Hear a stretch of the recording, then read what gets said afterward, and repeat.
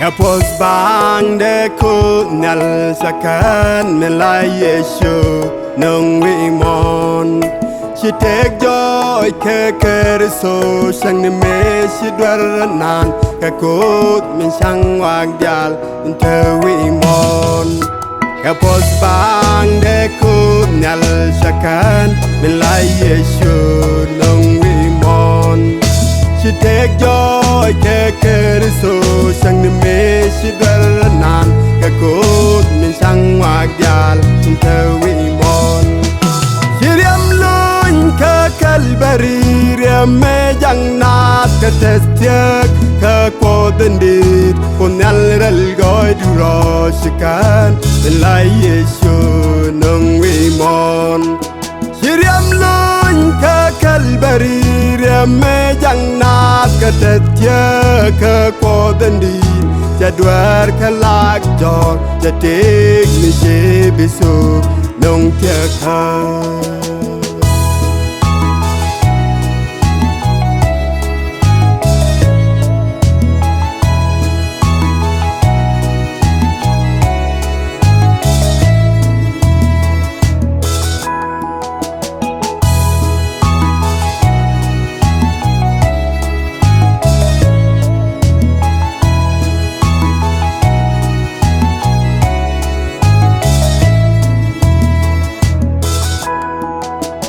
Lia luang ke tek da bom liat cha do cho jas ke lia de loin mar nyam ko din wa cha nong ke ji se akan min nong nei dial shero su lia luang ke tek da bom liat cha do cho jas ke lia de loin mar nyam ko din wa cha nung ke ji se akan min nong nei dial shero su shiriam lun ka kalbari me jang nat ka testiak ka kodendit punyal rel goy duro shikan lai Yesu nung wi mon. Shiriam lun ka kalbari me jang nat ka testiak ka kodendit jadwar kalak jor jatik ni bisu nung tiaka.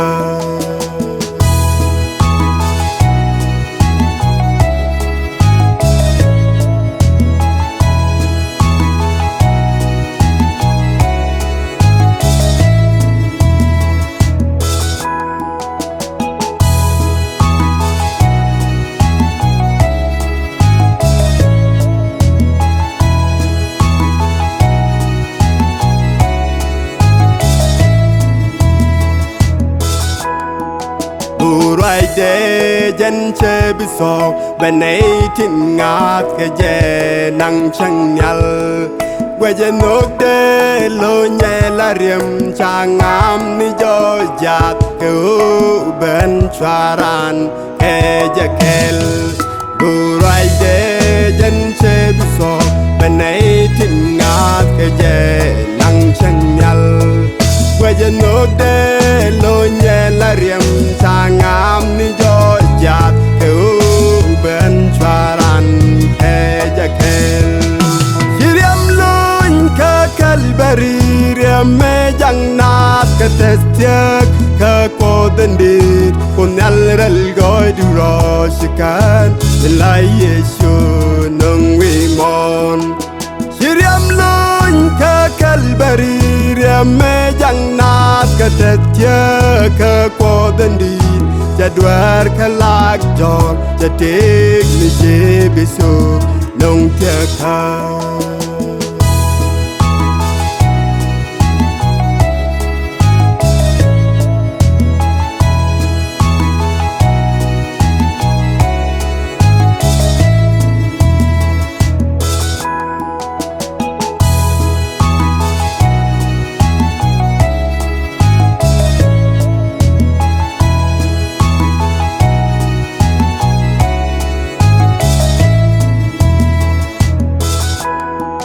riam khana me lon pin dwal re ka jere wa jan nyam da marwang da lon khe la riam salariang mi bi kanen cha su chelar jo jas kelia du riam khana me lon pin dwal re ka jere wa jan nyam da marwang da lon khe la riam salariang mi bi kanen cha su chelar jo jas kelia du riam lon ka kalbari riam me jang na ka tatya ka ko dendi kon yal dal goy du ro sakan lai yesu nong wi mon riam lon ka kalbari riam me jang na ka tatya ka ko dendi jadwar